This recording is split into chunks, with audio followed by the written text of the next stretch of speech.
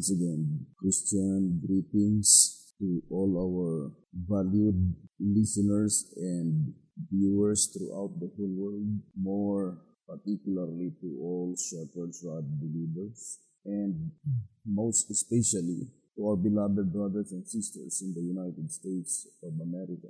Special greetings to our brethren in Colorado, to our brethren in Georgia, in Fiji Island, Mexico, Spain, in Africa, to the United Kingdom, and also to our brethren in Australia, and to the rest of the 144,000 living saints scattered abroad. Greetings, may the good Lord bless you, brothers and sisters. This is our episode number 3 on the subject, current events that may fulfill the prophecy. And I would like to read to us on page 163, it says here, we quote from the writings of the Spirit of Prophecy. This was the time of Jacob's trouble. Then all the saints cried out with anguish of spirit and were delivered by the voice of God. The 144,000 triumphed. Their faces were lighted up with the glory of God. Life Sketches, page 117. Note that the 144,000 in number were present in the time of Jacob's trouble. According to the following quotation, that time of trouble commences immediately after the close of provision, when Christ shall cease his work as mediator in man's behalf. Then this time of trouble will begin. Patriarchs and Prophets, page 201. That time of trouble is before any of the sleeping saints are resurrected. Therefore, the 144,000 are not resurrected, but are living saints who have never tasted death and are to be translated at the second coming of Christ. To us our page 163. Now, let us read Patriarchs and Prophets, page 201, as stated in our page 163. So it says, when Christ shall cease his work as mediator in man's behalf, then this time of trouble will begin. Then the case of every soul will have been decided, and there will be no atoning blood to cleanse from sin. When Jesus leaves his position as man's intercessor before God, the solemn announcement is made, he that is unjust, let him be unjust still, and he which is filthy, let him be filthy still, and he that is righteous, let him be righteous still, and he that is holy, let him be holy still. Revelation 22 verse 11. Then the restraining Spirit of God is withdrawn from the earth, as Jacob was threatened with death by his angry brother, so the people of God will be in peril from the wicked who are seeking to destroy them. And as the patriarch resolved all night for deliverance from the hand of Esau, so the righteous will cry to God day and night for deliverance from the enemies that surround them. Patriarchs and Prophets, page 201. Now, let us analyze closely that predicted event, the Jacob's trouble, by which God's people, the 144,000 living saints, is crying day and night for deliverance. Now, I would like to read the old symbolic code. Let's read the old symbolic code. To symbolic code, number 12, page 8. It says, why should they cry if there is no one to listen? Question number 141. The word to the lethal flock, page 12.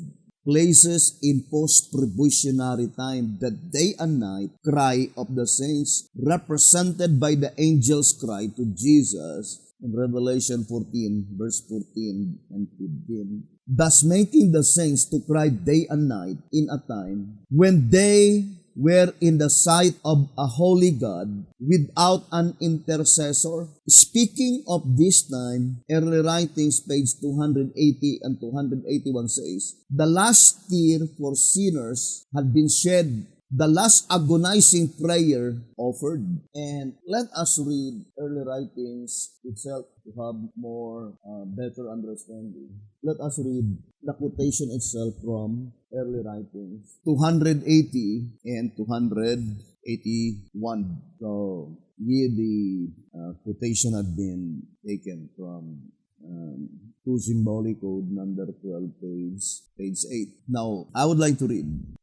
If you could be able to read the entire pages, you can do it. But let us select only portion to minimize time. It says here in 280, every case had been decided for life or death. While Jesus had been ministering in the sanctuary, the judgment had been going on for the righteous dead and then for the righteous living. Christ had received His kingdom, having made the atonement for His people and blotted out their sins. The subjects of the kingdom were made up. The marriage of the Lamb was consummated. And the kingdom and the greatness of the kingdom under the whole heaven was given to Jesus and the heirs of salvation, and Jesus was to reign as King of kings and Lord of lords. Now, it says, as Jesus moved out of the most holy place, I heard the tinkling of the bells upon His garment, and as He left, a cloud of darkness covered the inhabitants of the earth. There was then no mediator between guilty men and an offended God.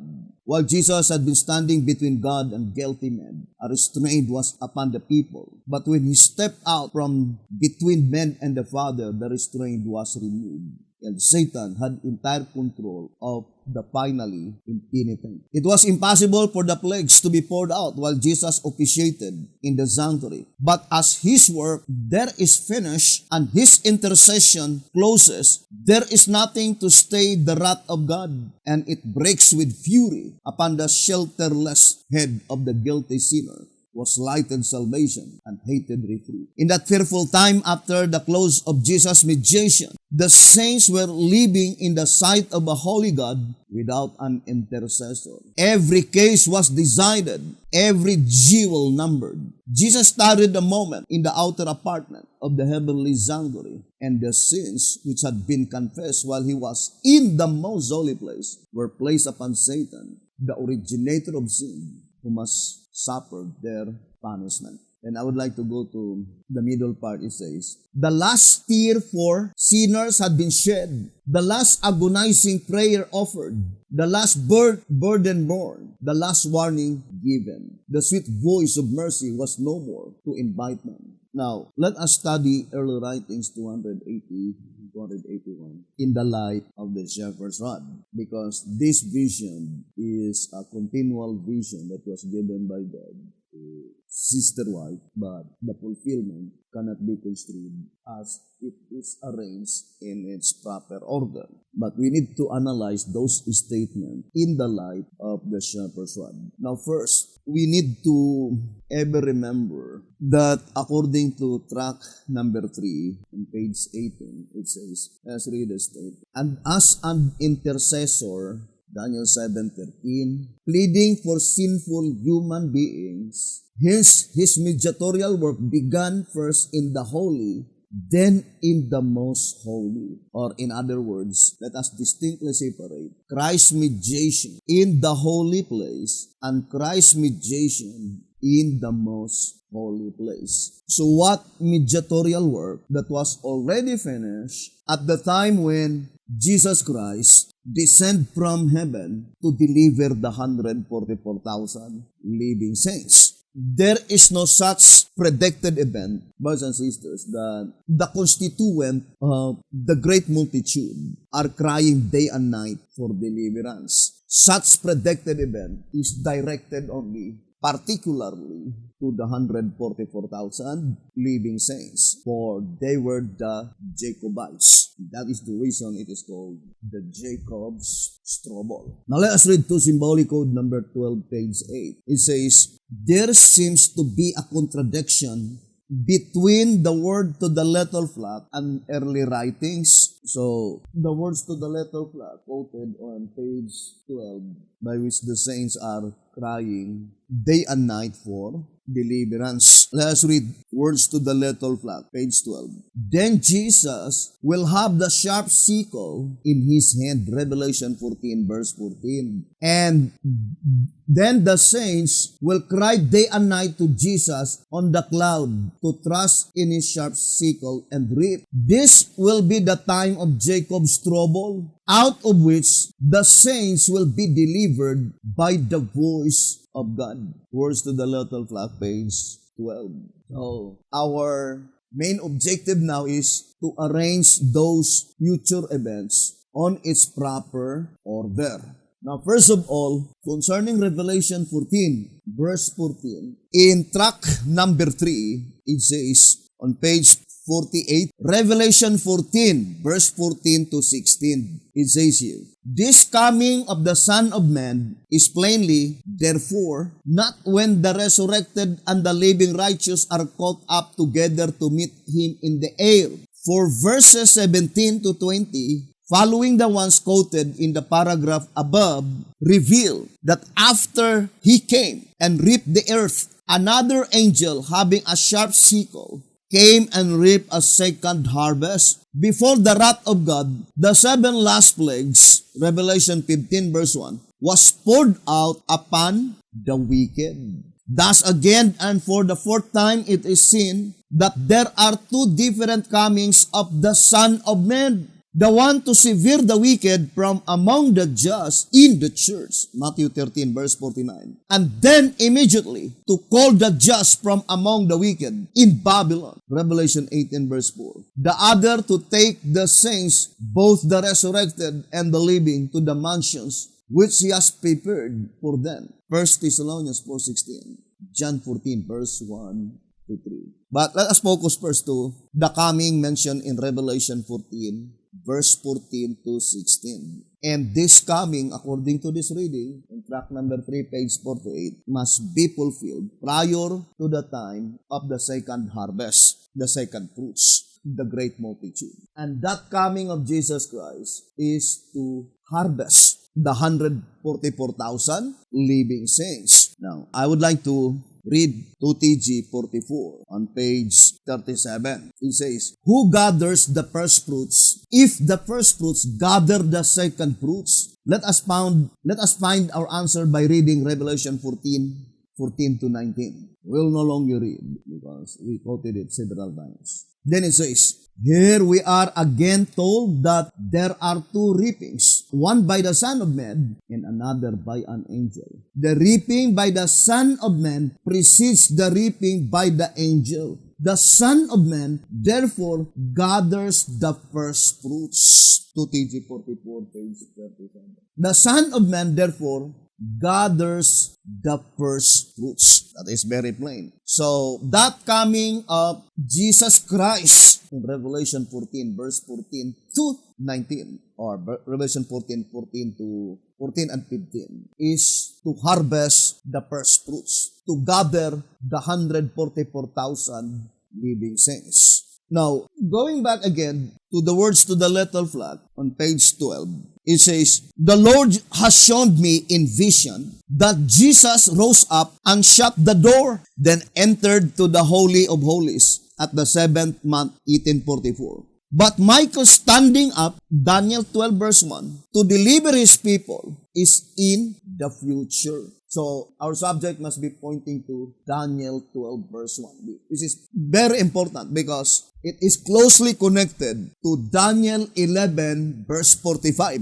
Right? Let us read the statement in Daniel 12 verse 1. And at that time shall Michael stand up, the great prince which standeth for the children of thy people, and there shall be a time of trouble, such as never was, since there was a nation, even to that same time, and at that time thy people shall be delivered, everyone that shall be found written in the book. And Daniel 12 verse 1. Now, the shepherd's rod declared clearly in track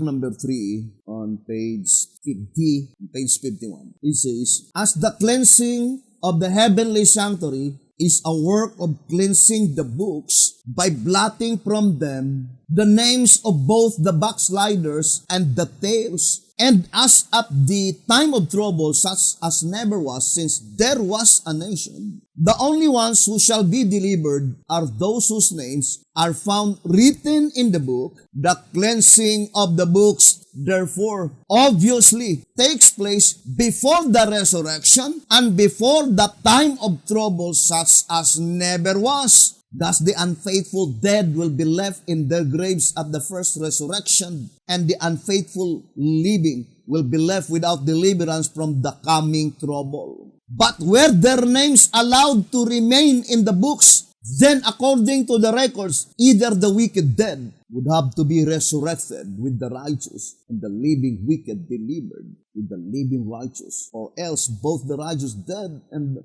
righteous living would have to be forsaken with them, alternatives both of which, of course, are impossible. And the quotation is, it says, thus again making mandatory an absolute separation as instanced in type in Joshua's time. That is the destruction of all Acans. Track number 3, page 50 and 51. So, that statement is very plain. That before the trouble begins, the cleansing of the sanctuary must be completely finished first. Because if there are still names of the wicked remain in the Lamb's Book of Life at the commencement of the trouble, then God will be obliged to deliver the wicked, because God cannot deny himself. He is the one who declared it in Daniel 12 verse 1 that at that time, what time? The commencement of trouble, any names found written in the Lamb's Book of Life will be delivered. That is the assurance given by the Almighty God.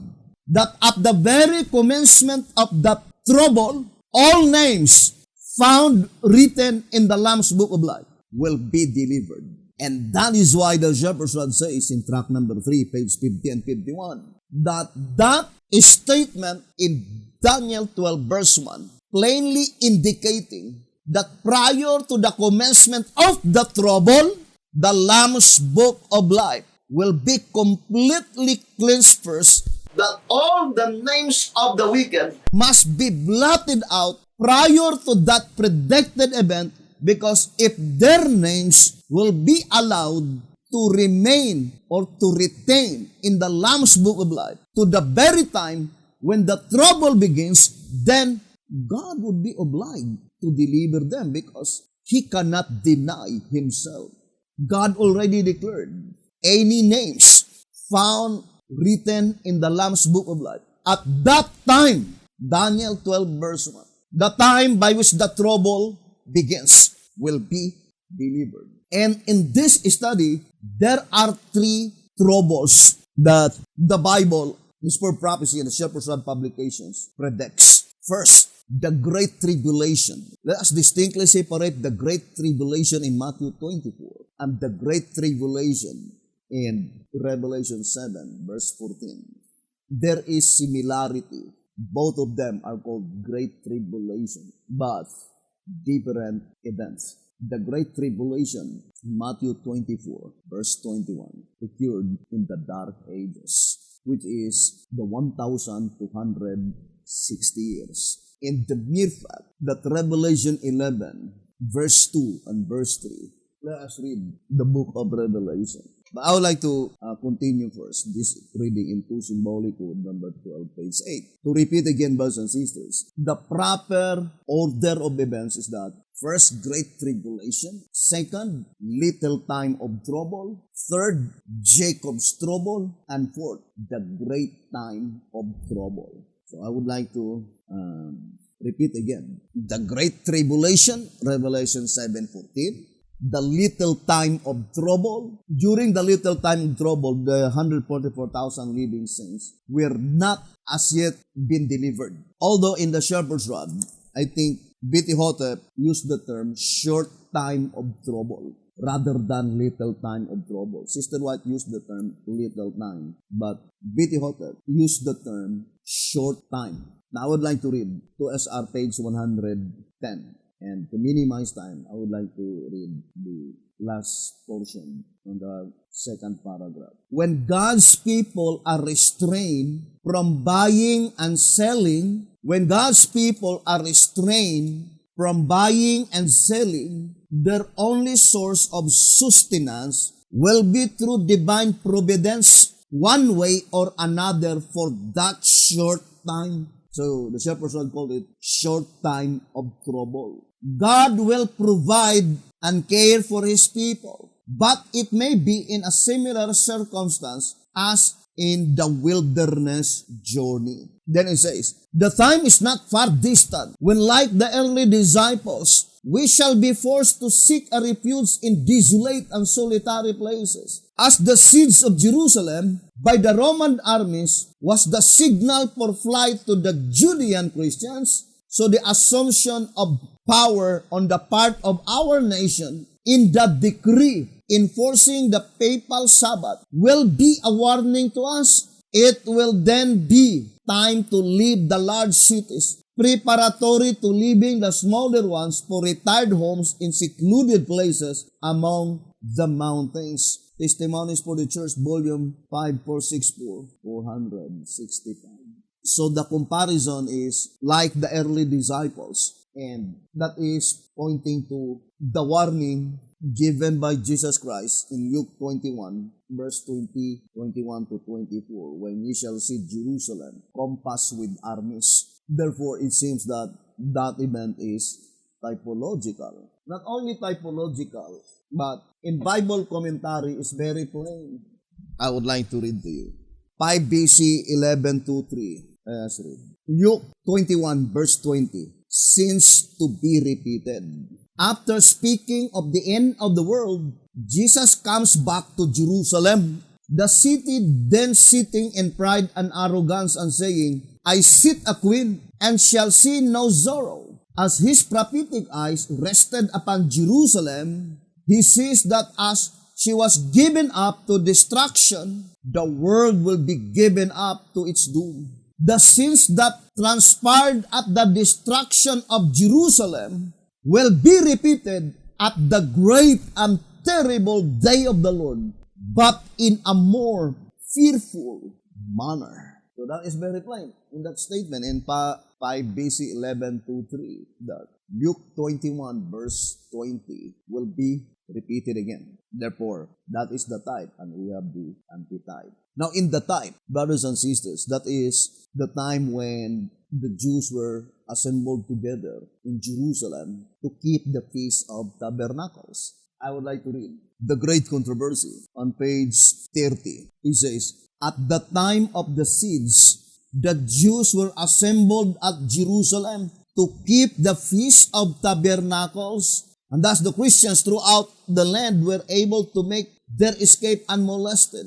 Without delay, they fled to a place of safety, the city of Pelia, in the land of Syria, beyond Jordan. The Great Controversy, page 30. And look at this statement in track number 3. It says here, track number 3 on page 82, it says, plainly therefore, since the first and the second fruits of the literal harvest and its attendant rites foreshadowed a spiritual harvest of first and second fruits, they are to be climaxed by the antitypical Feast of Tabernacles. I saw the saints, says the servant of the Lord, in describing this celebration, leaving the cities and villages and associating together in companies and living in the most solitary places. Angels provided them food and water, while the wicked were suffering from hunger and tears. Early Writings, page 282. The wicked mentioned here are the wicked recorded in Isaiah 65. Isaiah 65 on verse 13, beginning from verse 11, 12 to 13. But ye are they that forsake the Lord, that forget my holy mountain, that prepare a table for that troop, and that furnace the drink offering unto that number. Therefore will I number you to the sword, and ye shall all bow down to the slaughter. Because when I called, ye did not answer. When I spake, ye did not hear. But did evil before mine eyes, and did choose that wherein I delighted not. Therefore thus saith the Lord God, behold, my servants shall eat, but ye shall be hungry.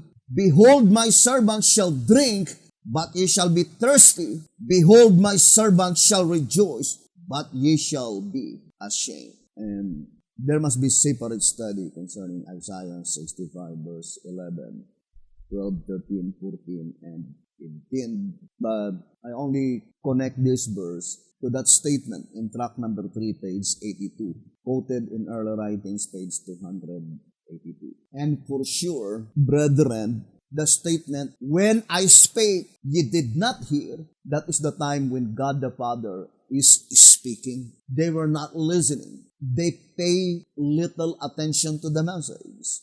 The fulfillment of Isaiah 62 verses 1 to 3. Now let us go back to our main subject. We need to study closely the commencement of that evil time mentioned in Isaiah 57:1. Let's read Isaiah 57 verse 1. The righteous perisheth, and no man layeth it to heart. And merciful men are taken away, none considering that the righteous is taken away from the evil to come. So, the constituent of the altar, which is the sixth seal, the last seal to those who are destined for grave and resurrection, the six seals are divided into two. Isaiah 57:1 and Revelation 14:13. Isaiah 57:1, they are those who died prior to the evil time. Whereas Revelation 14:13, they are those who will die in the period of the evil time. And that evil time is the Great Tribulation. That is the time by which the 144,000 were already completely sealed.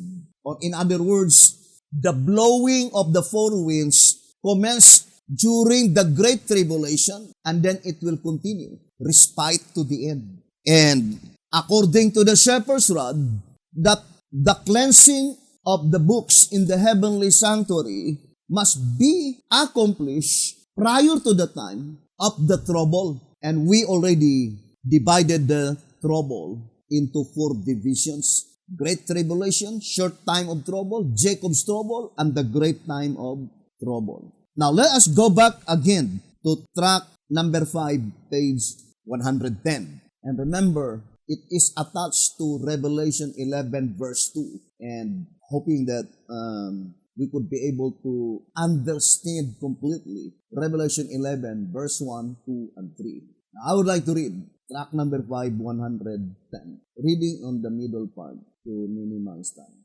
The court, in other words, is symbolical of the immeasurable, innumerable harvest of second fruits brought in after the measurable, numerable harvest of first fruits, the 144,000.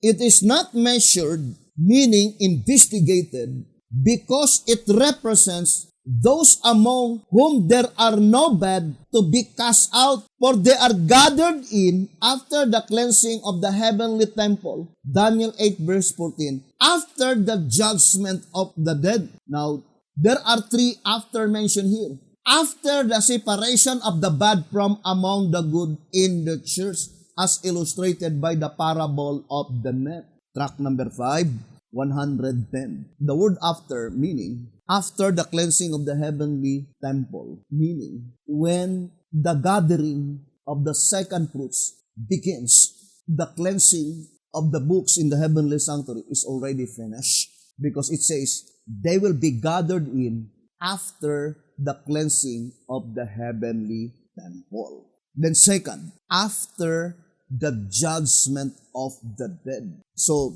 these two things is very important. Now I would like to make a simple illustration.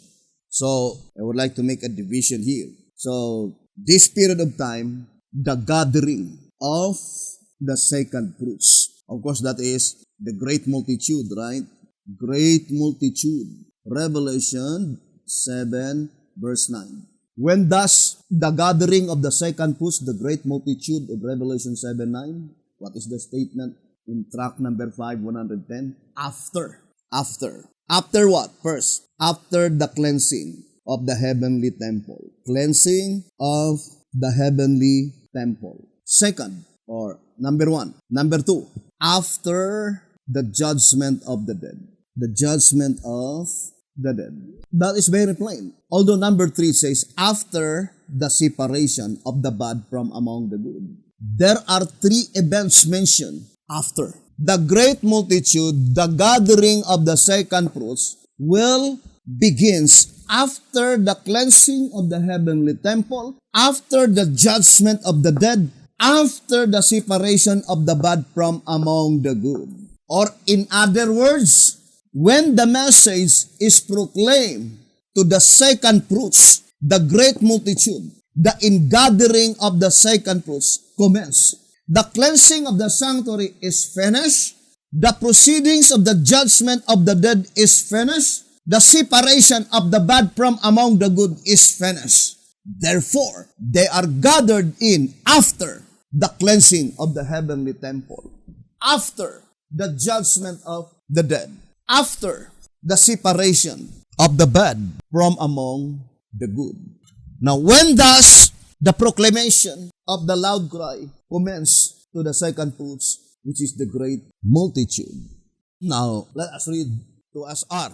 Since there are only 2 fruits of the translated saints, the first fruits, the 144,000, and then the second fruits. To SR 173, it says, Blessed are the dead which die in the Lord from henceforth, yea, saith the Spirit, that they may rest from their labors, and their works do follow them. Revelation 14 verse 13. Which die from henceforth, that is, from the commencement of the loud cry. What does it mean by the word from henceforth? Let us read 1 SR 219. It says, Blessed, 1 SR 219. And I heard a voice from heaven saying unto me, Right, blessed are the dead which die in the Lord from henceforth. Note that after the sealing of the 144,000, there would be some who would die in the Lord, meaning saved. For the scriptures reads, from henceforth, meaning from the time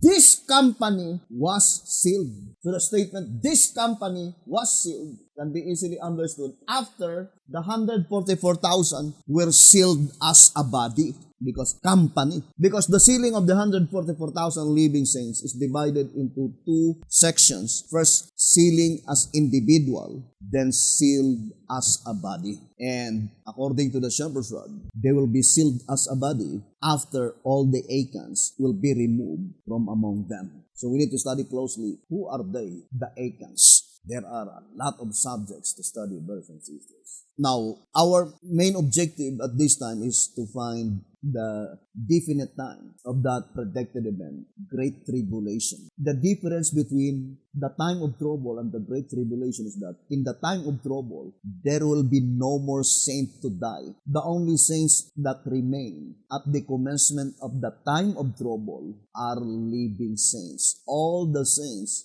destined for grave and resurrection, they had been laid down to sleep, according to the quotation into SR 173, before the fiery ordeal of the time of trouble. Now, let us read to SR 173. It says, which die from henceforth. What does it mean from henceforth in 1 SR 219? From the time when the 144,000 living saints were sealed as a body. After the company of the 144,000 was sealed as a body, from that time, then begin the fulfillment of Revelation 14:13, by which the last constituent of the sixth seal will be laid down to sleep prior to the commencement of the fiery ordeal of the time of trouble, according to this reading. But this is already the commencement of the loud cry to the great multitude, which no man could number. Now remember, we already read in track number 5, page 110 and 111, that the great multitude, the second fruits, will be gathered in the church after the cleansing of the heavenly temple. after the judgment of the dead. Now, I would like now to illustrate. So, for example, this is the commencement of the Great Tribulation, by which there are still saints to die. Revelation 14:13. When would that event will be fulfilled? After the cleansing of the heavenly temple, after the judgment of the dead. Therefore, the entire proceedings that pertains to the dead is completely finished before the commencement of the Great Tribulation. After the judgment of the dead. That is very plain. Track number 5, 110 and 111. The entire proceedings of the judgment that pertains to the dead is finished before the commencement of the Great Tribulation. That is the loud cry to the constituent of the great multitude, but the first increment. Who are they? The undefiled ones. Let us distinctly separate the constituent of the great multitude, which is the defiled ones, and the constituent of the great multitude, which is the undefiled ones. Now, let us read track number 9 on page 56. To gather a class defiled with women as second fruits. This class of saints must be those who have at one time been married to some unchristian mistress, a heathen church, and who consequently are not descendants of either Jacob or the Christian church. So there are to be two harvests, one from the church and one from the world. The record of the former mentions only Israelites, the 144,000, those not defiled with women, though it does not say that there may not be others, while the record of the latter, however, definitely embraces a great multitude from all nations, which must necessarily be both of undefiled and defiled ones, Jews and Gentiles. Undoubtedly, the undefiled ones must be the Jews, but that is Christian Jew, brothers and sisters, or Sabbath keepers. Here's another statement in track number 3, page 72. It says, and the second gives the second fruits, the great multitude from all nations, some of whom also may be undefiled with women, heathen churches. And that is pointing to the 12 tribes. Now, let us read 2TG. Let me read to you this reading. 2TG 43, page 24. It says here, and they must be the undefiled ones among the great multitude. Here you see that not only will God cleanse His church, Judah and Israel. So it points out to the spiritual Israel under the banner of the third angel's message. They are the first one to be cleansed. Here you see that not only will God cleanse His church, Judah and Israel, by taking away all those who pollute His house of prayer, but that afterwards He will gather into His purified church. So that is the spiritual Israel, the purified church. But that afterwards He will gather into His purified church all the dispersed who have descended from both the kingdom of Israel, the 10 tribes, and the kingdom of Judah, the 2 tribes, all who are now out among the nations, not in the church of the Laodiceans. He will make them one nation over which, prior to the millennium, shall rule antitypical David, their king. And that's what it means by the statement in track number 8. Saying, better understand, track number 8, page 12, better understand God's plan for the ingathering of the 12 tribes of Israel and for reuniting them in one great kingdom. In 2TG number 4, page 14, it says, here we are plainly told that the 2 ancient kingdoms, the types. So let us distinctly separate the 12 tribes, ancient kingdom, the literal Israel, 144,000 living saints, the type, and the 144,000 living saints, the antitype. It says, here we are plainly told that the 2 ancient kingdoms, the types, He is to restore and join and so bring out the antitype. The 144,000 living saints, spiritual Israel, they are those who will left Egypt, but the 144,000 living saints, literal Israel, the type, they will be the one who will left Babylon. Because there are two Exodus. The first Exodus is in the day of Moses. The second Exodus is in the days of Zerubbabel. And we know that the shepherd's rod is very plain. In 1 TG number 11, on page 3, it says, in our last Sabbath study, we learned that the prophecy of Zechariah is applicable to two peoples at two different times. First, to the Jews while they were returning from Babylon to Jerusalem. And second, to those who in the time of the end are to come out of all nations. Revelation 7 verse 9,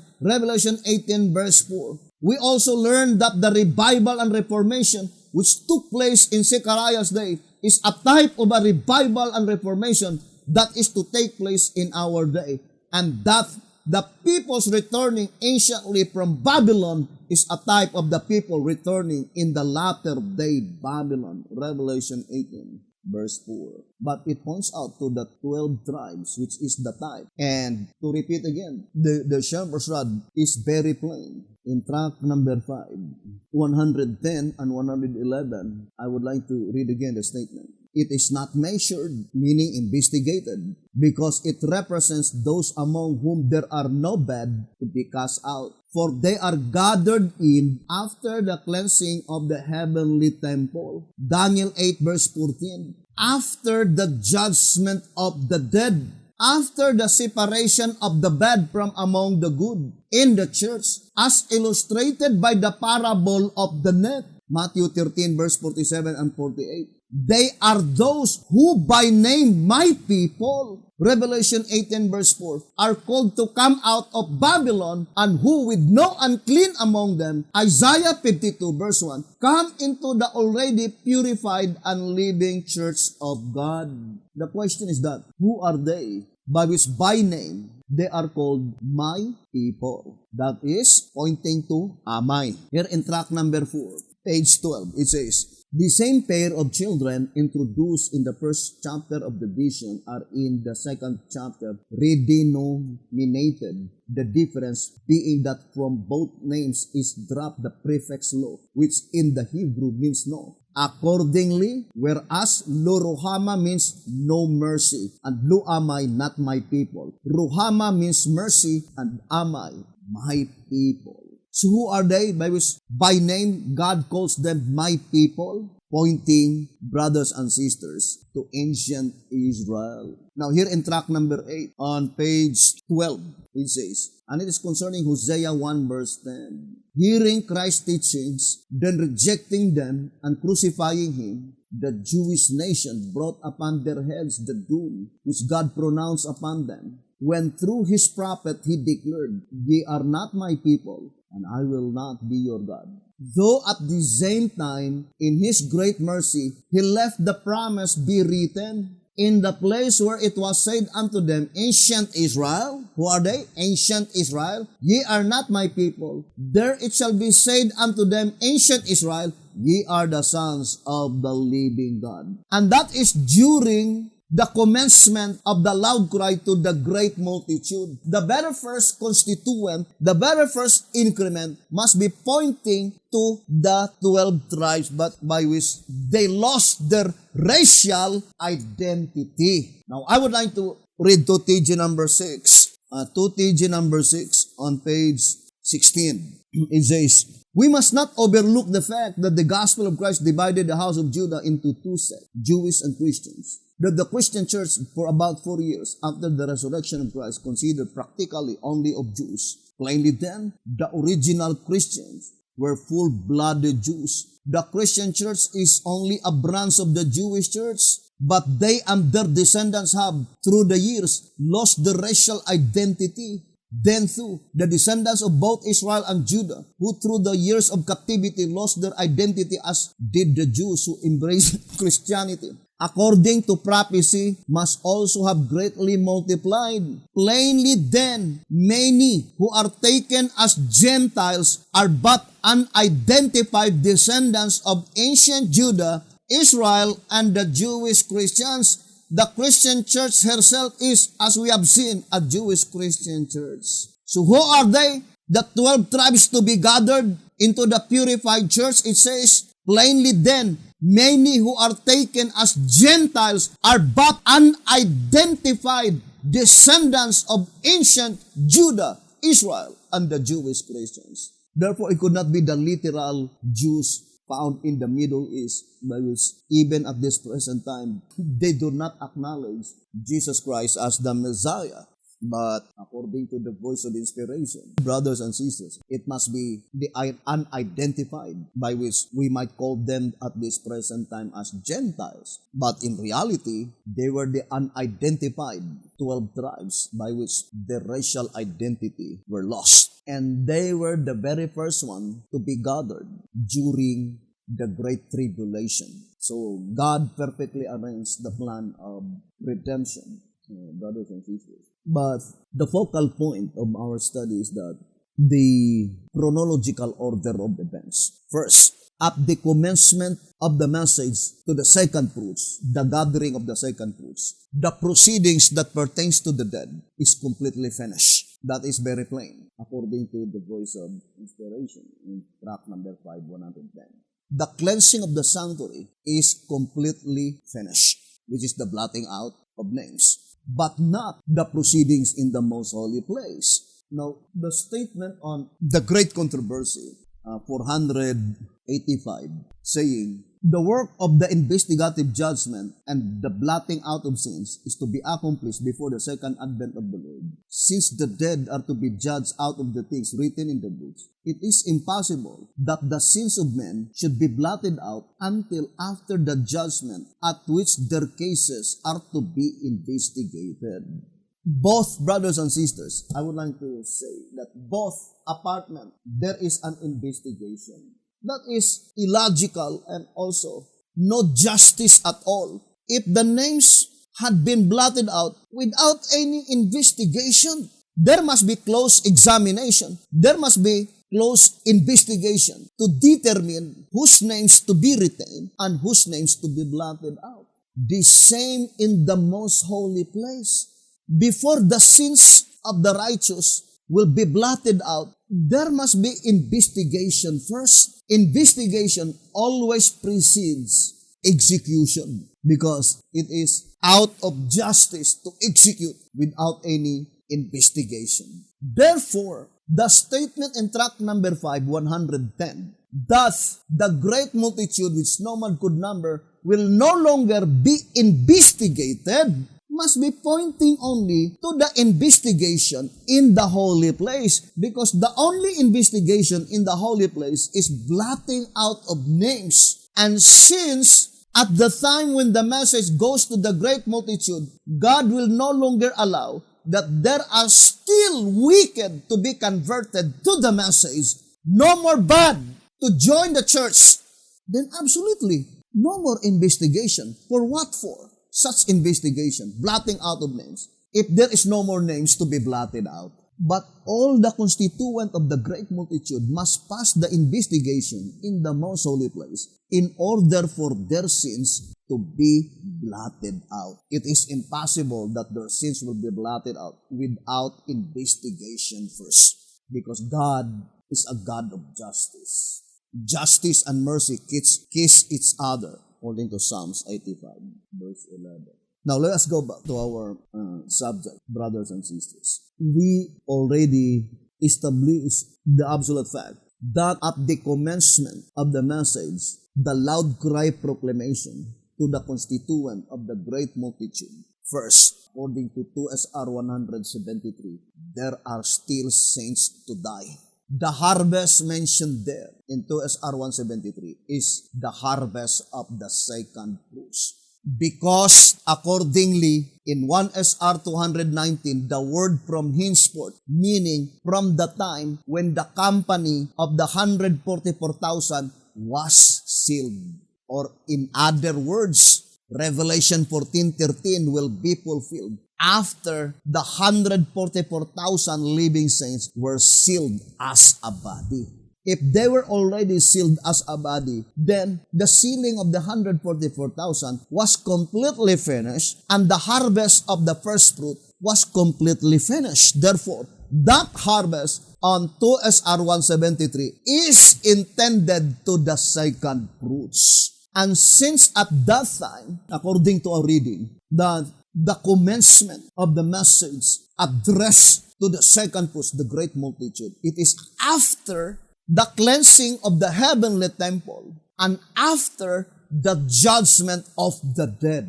The word after can be easily understood that when the message is proclaimed to the second fruits, the harvest of the second fruits, that is after, meaning when the cleansing of the sanctuary, the heavenly temple, the blotting out of names, of all the names of the wicked is finished, and the entire proceedings that pertains to the dead is already finished. But since at that time, there are still saints to die, and the quotation in 2SR 173 and 1SR 219, they are those who will die under Revelation 14:13, by which Isaiah 57:1 are those who died since 1844 prior to the evil time. Therefore, the evil time mentioned in Isaiah 57:1 is the period when Revelation 14:13 is fulfilled. And that is after the 144,000 were completely sealed. Therefore, the constituent by which they were judged in the heavenly sanctuary while living is pointing to Revelation 14:13. While living. Or in other words, before they died, their proceedings in the holy place and most holy place was already finished. Revelation 14:13 is the last constituent under the sixth seal, the altar, the last constituent of the saints that are destined for grave and resurrection. But at the time that they began to die, that is after the judgment of the dead, meaning their cases in the heavenly sanctuary were judged while they were still alive before they died. All others, their proceedings had been considered in the heavenly sanctuary after they died. But Revelation 14:13, their cases in the heavenly sanctuary were already finished while they were still alive, and they were destined to die during the Great Tribulation, by which the Great Tribulation commenced after the judgment of the dead, meaning after their cases, Revelation 14:13 is finished. Now let me read to you 2SR 162. It says, the cases of all who are sealed from 1929 to the final close of provision will be investigated before the throne in the heavenly sanctuary while living. Now, brothers and sisters, of course, the statement cannot be construed that all of them from 1929 up to this present time while living, because all of them were already dead. The statement is only pointing that the cases of all who are sealed from 1929 to the final close of provision will be investigated before the throne in the heavenly sanctuary while living can be easily understood. First, that the final close of provision mentioned here is pointing, brothers and sisters, to the church. That when the investigation, the cases of all from 1929 to the final close of provision, so those investigated while living, they are those who will be investigated in the period of the final close of provision. Now, I would like to illustrate 1929. So let us distinctly separate the cases from 1844 to 1929. They have separate cases. But the statement is the cases of all from 1929. Then let us put here, final close of provision. It is not the final close of provision throughout the whole world. The word final, that is pointing to the last part of provisionary time to the church as we continue in 2SR 162. So, the cases from 1929 to the final close of provision is pointing to the last cases to be considered in the heavenly sanctuary, those that had been judged in the heavenly sanctuary while living. While living. Brothers and sisters, so from 1844, 1929 to the period of the proceedings by which the one which is considered in the heavenly sanctuary are those constituent under the sixth seal, which pertains to Revelation 14:13, those cases that had been investigated in the heavenly sanctuary while living. The word while meaning before they died. It cannot be applied to the living saints because the living saints will no longer to taste death. While living. Now let us continue reading. 2SR page 162. So let us read again. 2SR page 162. The cases of all who are sealed from 1929 to the final close of provision will be investigated before the throne in the heavenly sanctuary while living. So the investigation is in the heavenly sanctuary. And they will be investigated in the heavenly sanctuary while they were still alive.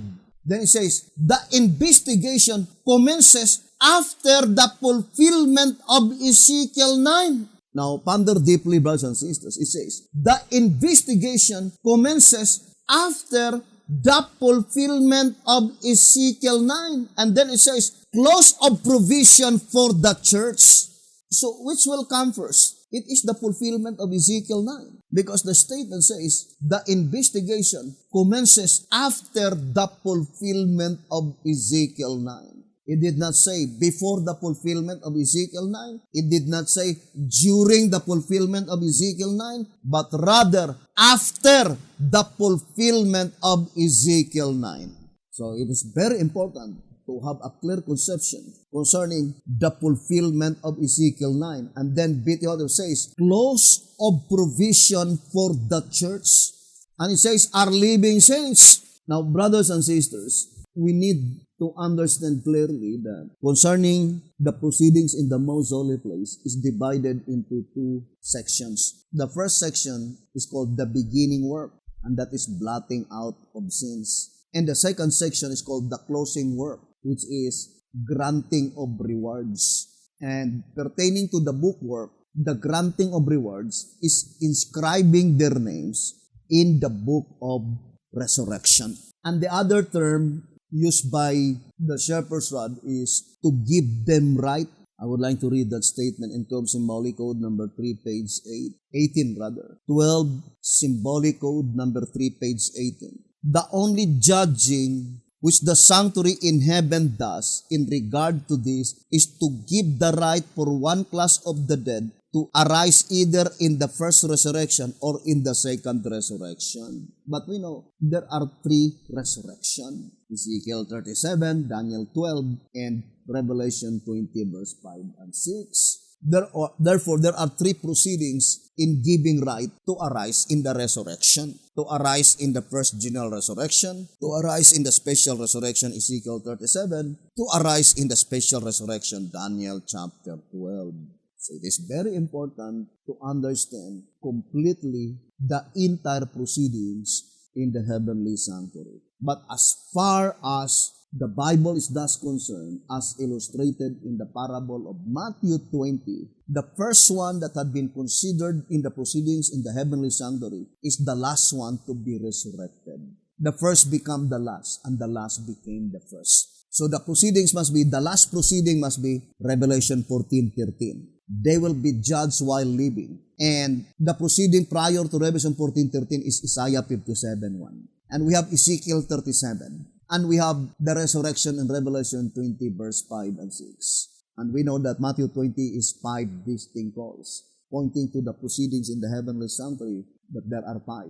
And we know that first, the very first one to be granted immortality is the 144,000 living saints, spiritual Israel, right?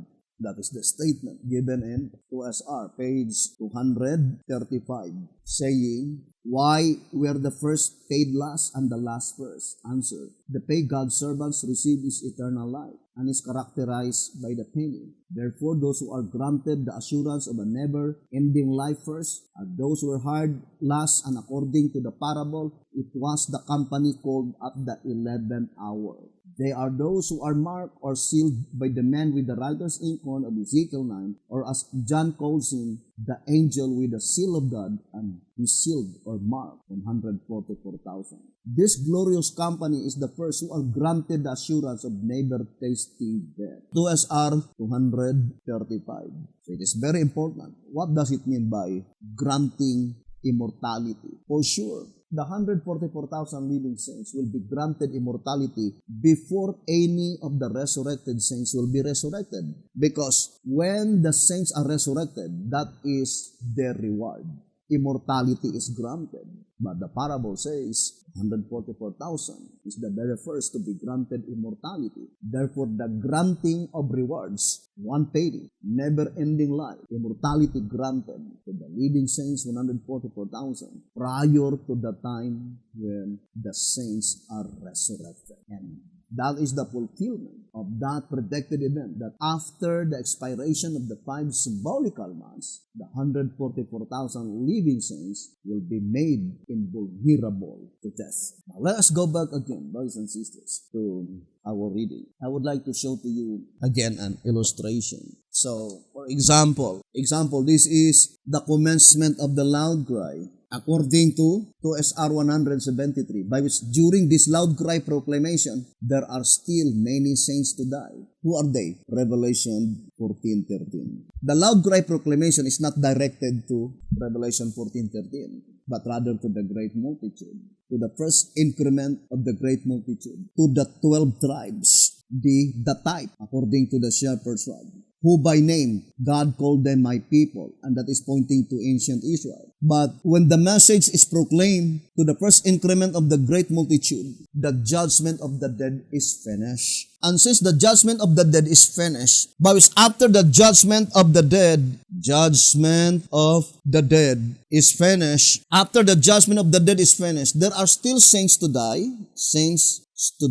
and that is Revelation 14:13. Then we can easily understood that the constituent of Revelation 14:13, their proceedings in the heavenly sanctuary were considered while they were still alive, while living. And after the judgment of the dead is finished, then the message goes to the great multitude, the first increment, then those saints by which their proceedings in the heavenly sanctuary, the last constituent under the sixth seal, had been finished. Then after their proceedings had been finished, then they will die in the Lord during the loud cry proclamation, during the great tribulation, and they were the martyrs. Because altar is divided into 2 classes of saints, natural death and martyr. The same with the 4 beasts in Revelation 4. The 4 living creatures in Ezekiel 1 have a complementary significance according to tract number 1, page 35. Therefore, the 6th seal, the altar, since 1844, is divided into 2 divisions. Those who died in natural death and those who will die martyrs. Those who died in natural death, they are those who died before the evil time. The evil time, that is the time of the great tribulation, by which Revelation 14:13, they will die martyrs. And that is the fulfillment of the vision of Sister White in Selected Messages. Book 3, page 397 and page 398. It says, persecution in the battle before the last closing conflict. It says, the last closing conflict is the time of trouble. The 2 armies will stand distinct and separate. 3 SM 397 and 398. As a matter of fact, it is entitled, Meeting the Sunday Law Crisis. During the Great Tribulation, that is called National Sunday Law. But during the time of trouble, that is called Universal Sunday Law. So, National Sunday Law must be applied only within the jurisdiction of the United States of America. But Universal Sunday Law, that is throughout the whole world. And that is during the time of trouble. Now let us read 3SM 397 and 398. Persecution in the battle before the last closing conflict. The two armies will stand distinct and separate. And this distinction will be so marked that many who shall be convinced of the truth will come on the side of God's commandment-keeping people. When this grand work is to take place in the battle, prior to the last closing conflict, many will be imprisoned, many will flee for their lives from cities and towns, and many will be martyrs for Christ's sake in standing in defense of the truth. You will not be tempted above what you are able to bear.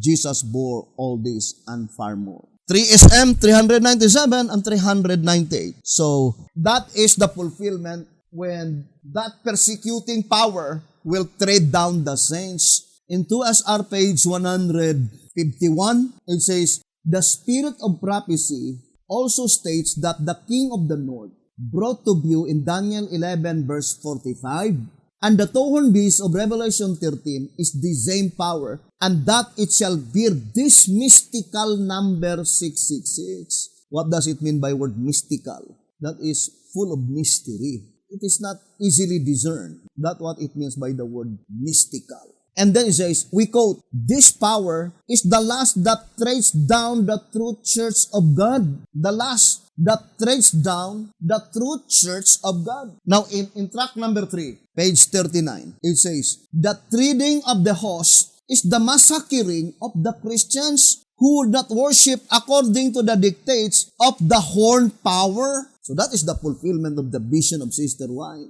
There are many, thousands upon thousands will be martyred for their faith. The last constituent under the sixth seal. And one of the reasons that God allowed them to be martyred for their faith, because they could not be able to undergo the fiery ordeal of the time of trouble. And in order for them to be saved, God allowed them to die. Or in other words, if God permits them to be alive during the little time of trouble, they will lose salvation because they cannot withstand the fiery ordeal of the little time of trouble. And only the 144,000 living saints could be able to stand. And why is it that they could not be able to stand? It's so because they did not understood the complete plan of redemption. So, the greatest possibility that they will be deceived. And more particularly, to the time when the false prophet will wrought miracles and let fire come down from heaven. All the constituent under the sixth seal, those who are destined for grave and resurrection, they will be, brothers and sisters, laid down to sleep prior to the little time of trouble, to avoid them of being deceived. And only the 144,000 living saints can withstand such deception because they completely understood the plan of redemption and there is no more possibility of being deceived. Now here in 2SR 217, I would like to read the statement here. 2SR 217, it says, and hoping that God would help us in this very important subject. They who are to be sealed at that time were seen by John as a great multitude, with palms in their hands. See Revelation 7 verse 9. Hence the scroll has made a turn, and the sealing for those who shall be judged while living has begun. I would like to read again, 2SR 217. Hence the scroll has made a turn. So the scroll made a turn, or in other words, unrolling of the scroll. And then it says, and the sealing for those who shall be judged while living has begun. When? When the scroll has made a turn. 2SR 217. And I would like to inform the brethren that the sealing of God's people in the heavenly sanctuary is in 3 divisions or 3 sections or 3 phases. First, the seal of Jesus Christ. Second, the seal of the Holy Ghost. Third, the seal of God the Father. So that we could understand. And the last seal is the seal of God the Father. The seal of Jesus and the seal of the Holy Spirit, brothers and sisters, is performed in the holy place.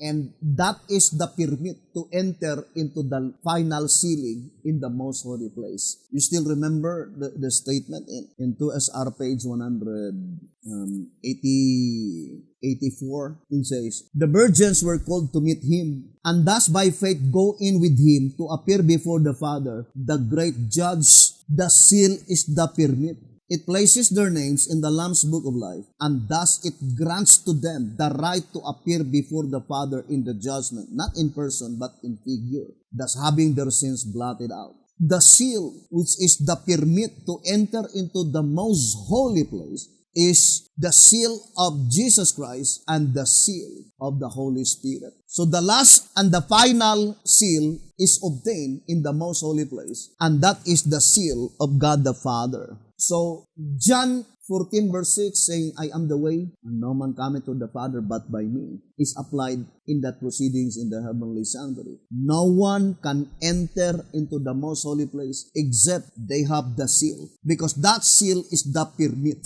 2SR page 184. And that seal is the seal of Jesus Christ and the Holy Spirit. Here in 2SR 202, I would like to read. There is sufficient scriptural evidence that all the saved in all ages are sealed with the seal of God. For this reason, the 7 periods are called 7 seals, and the names of those who are sealed are written in the book. Consequently, the book is sealed with 7 seals. John 6 verse 27, that is the seal of God the Father. Ephesians 4 verse 30. Ephesians 1 verse 13. We know that that is the seal pertains to the Holy Ghost. 2 Timothy chapter 2 verse 19, 2 Corinthians 1:22, and also Revelation 9 verse 4. Revelation 9 verse 4, we know that that is pertaining to the seal of Jesus Christ. Now, let us go back again to the reading in 2SR 217, right? It says that, hence the scroll has made a turn, and the sealing for those who shall be judged while living has begun. What sealing? That began at the time when the scroll has made a turn. Or vice versa, the sealing of those who will be judged while living will begin at the time when the scroll has made a turn. Now, I would like to read track number 1 and then also answer. Track number 1 on page 24. And it is concerning volume 5, page 690. So let us read the statement. These solemn words may it lay well to heart, and may none let the enemy beguile them with good words and first speeches on this life and death matter. Fix in your mind the fact that Christ rising up from his mediatorial work cannot be after probation has closed. For note carefully, he is to rise up during the unfolding of truth. That is very plain. When does Jesus Christ rise up from his mediatorial work in the heavenly sanctuary? During the unfolding of truth, or during the time when the scroll has made a turn. The statement in 2SR page 217. Now, reading in answerer number 2, page 68, and the same quotation, volume 5, page 619. In track number 1, page 24. That is also volume 5, 690. It says, viewing the question in the light of both statements, we see that Christ leaves the sanctuary. So Jesus Christ leaves the heavenly sanctuary at a certain time in the unrolling of the scroll. When? In the unrolling of the scroll. Coming to the church, he finds her not spotless and ready to meet him, but deep in sin, yet self-complacently feeding upon the errors, faults, and mistakes of others. Answerer number 2, page 68. Now, it could not be the time of the deliverance. Otherwise, we'll be saying that at that time, the church is deep in sin. Brothers and sisters, at that time, the church is still deep in sin. And would you think God would deliver them? If that is the condition of the church during the midnight deliverance, no, it could not be. This visitation of Jesus Christ is Christ's visitation, is stated in track number 3. Let me read to you. In page 46, it says, in graphic demonstration that he will come to earth with all his angels to execute judgment upon the living, the Lord revealed himself prophetically to Ezekiel as being brought enthroned to earth by four living creatures just before the slaughter of the hypocrites in the church takes place.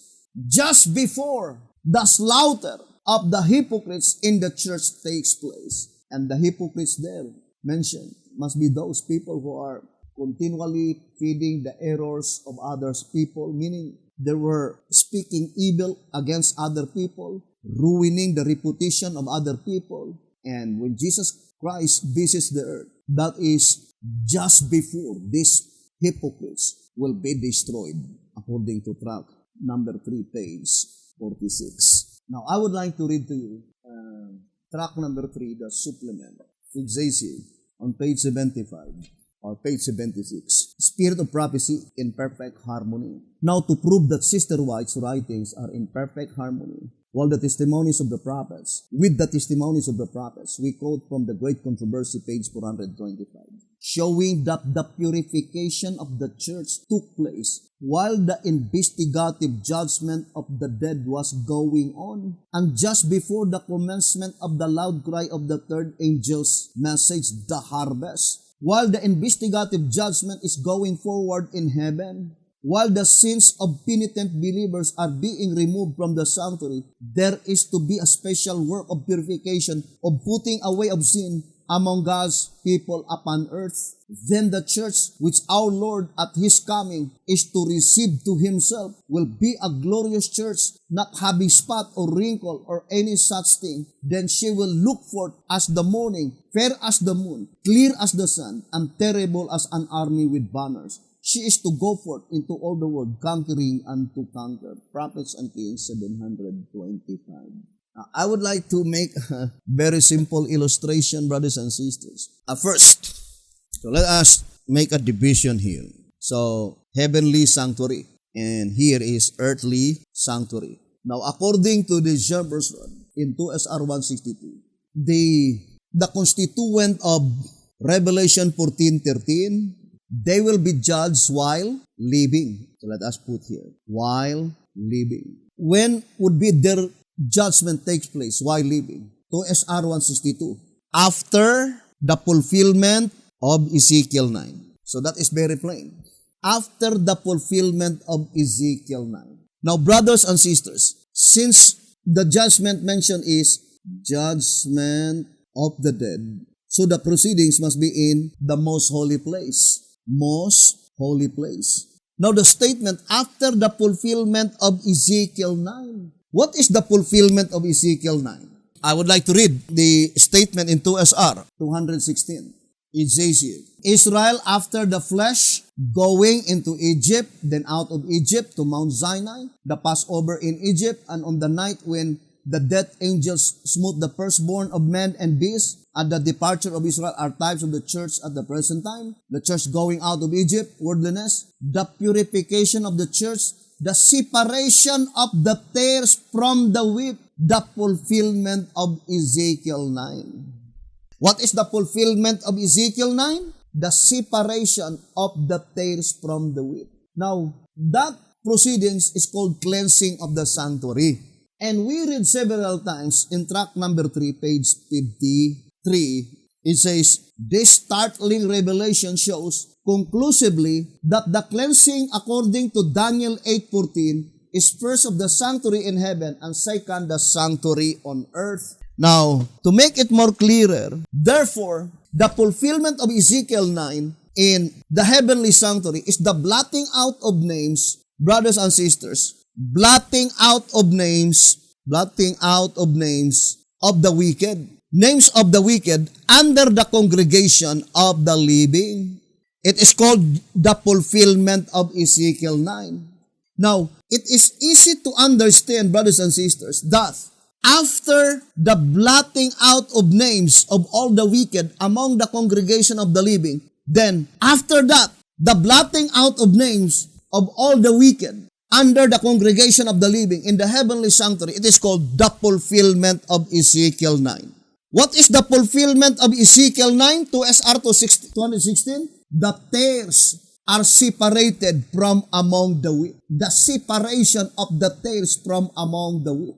2SR 2016. Or in other words, what is the fulfillment of Ezekiel 9 in the heavenly sanctuary? The blotting out of the names of the wicked represented by the tares. Therefore, after that event, then the proceedings in the most holy place concerning Revelation 14:13 while living commence.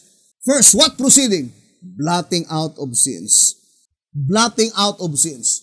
But in the earthly sanctuary, or brothers and sisters, in tract number 3, 1934 edition, page 76, it says that during the sealing of the 144,000, the proceedings in the heavenly sanctuary is the closing work of the judgment of the dead, meaning the second section, because the blotting out of sins is the beginning work and the closing work is granting of rewards. That is the last part of proceedings of the sixth seal represented by Revelation 14:13. Their names had been inscribed in the book of resurrection while they were still alive. They had been judged while living. Therefore, Revelation 14:13, from the holy place, their names had been retained in the Lamb's book of life while they were still alive. Their sins had been blotted out in the heavenly sanctuary while they were still alive. Their names had been inscribed in the book of resurrection while they were still alive. And all these proceedings will be completely finished after the 144,000 are completely sealed. And after the 144,000 are completely sealed, then commence the harvest to the great multitude, by which Revelation 14:13, it says, from henceforth, meaning after the 144,000 had been sealed as a body, then Revelation 14:13 commenced to be fulfilled, that they began to die during the great tribulation. They will be martyred for their faith, by which during the great tribulation, the message is addressed to the living saints, the first increment, the first constituent, the saints that will no longer to taste the second fruits, the type, the 12 tribes, according to the voice of the inspiration. So, brothers and sisters, we will continue this subject, and I would like to say the least that the statement current events that may fulfill prophecy, brothers and sisters, if the events is pertaining to the occurrence on the earth, then that is the material side, by which such event is only a signal that the proceedings in the heavenly sanctuary is already finished. And we should not wait that event, because at that time, if that is the time that we will believe the message and accept the message, that is already too late, brothers and sisters. So we will continue this subject, and hoping that the good Lord will bless us and will help us. Thank you very much for listening and viewing this program. Have a beautiful and wonderful evening.